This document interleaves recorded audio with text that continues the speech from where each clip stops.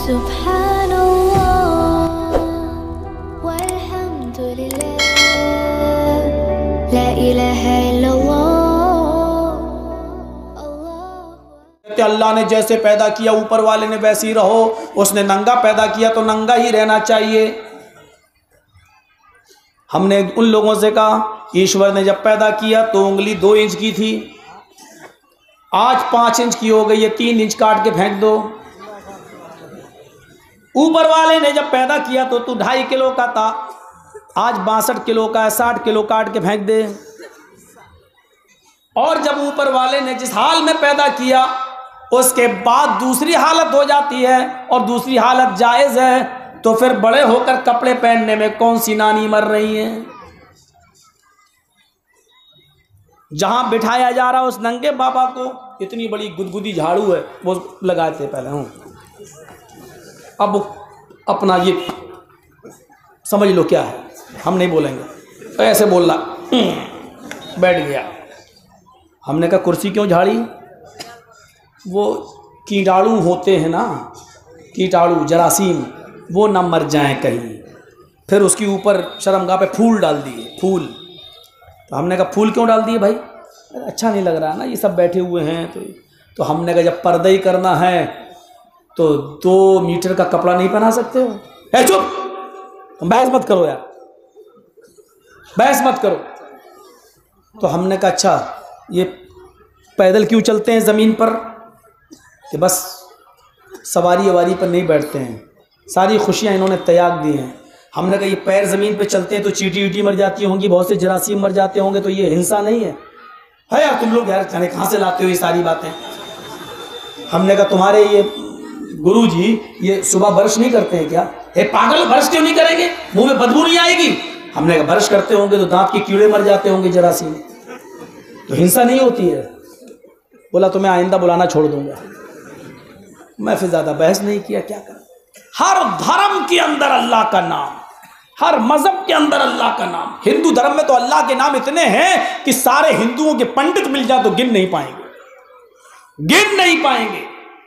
एक ही मंत्र में देखो अल्लाह का कितना नाम आ रहा। अस्मल्लाम इल्लल्ले मित्रा वरुड़ो इल्लल्ले इल्लल्लाम इल्लल्ले मित्रा वरुड़ो इल्लल्ले इल्लल्लाम मुहम्मद रसूल रब्बरस अस्मल्लाम इल्लल्ले मित्रा वरुड़ो इल्लल्ले इल्लल्लाम।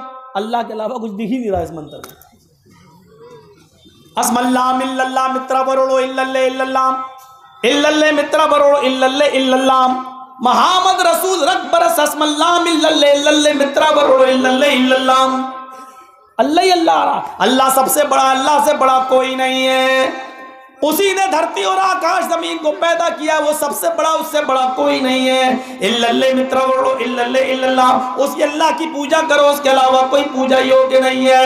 उसी अल्लाह के सामने सर झुकाओ, उसके अलावा कोई सर झुकाने लायक नहीं है। मुहम्मद रसूल रब्बरस, मोहम्मद अल्लाह के सबसे बड़े रसूल होंगे। अस्मल्लाम इल्लल्ले मित्रा वरुड़ो इल्लल्ले इल्लल्लाह, इस पर अल्लाह का जितना भी शुक्र अदा करो कम है कि उसने मोहम्मद को रसूल बनाकर भेजा है। कोई पंडित बताएगा, तर्जुमा ही नहीं करेंगे, बस ऐसे ही पढ़ देंगे।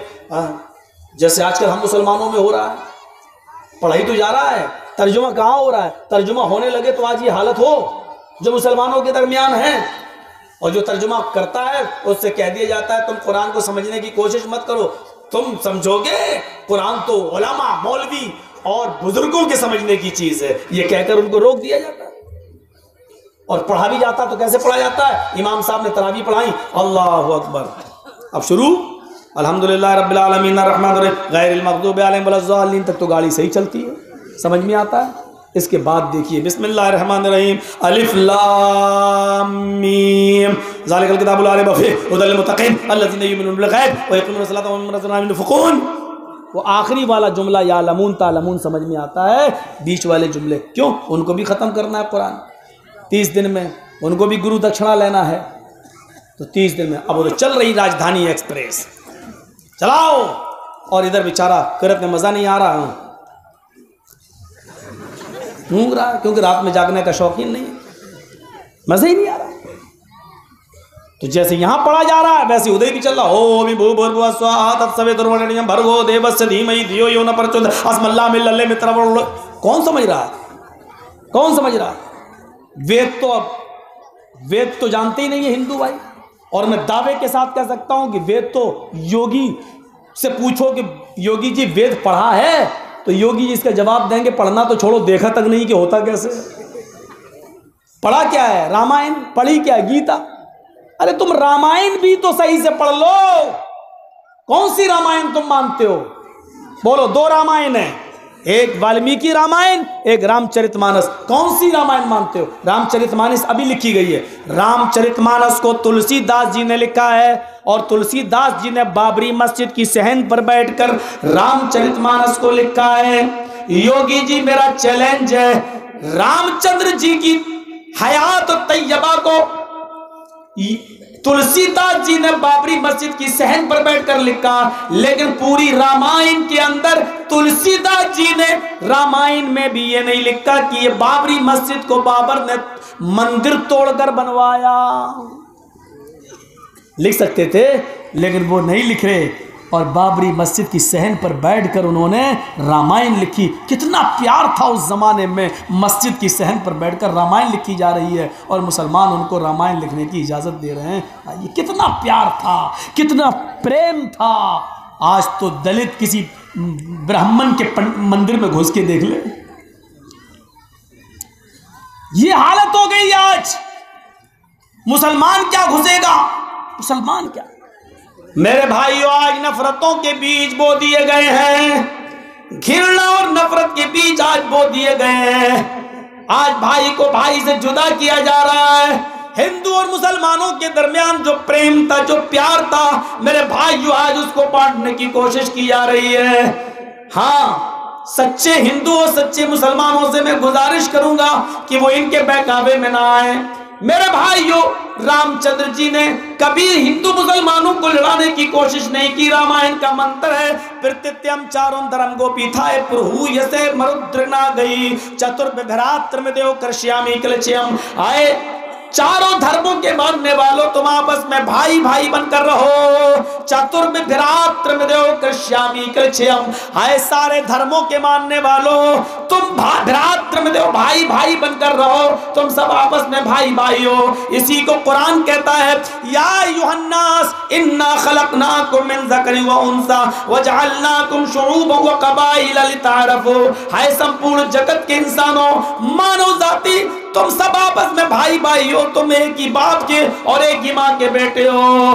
तुम्हारा बाप एक है, तुम्हारी माँ एक है, तुम सब आपस में भाई भाई हो।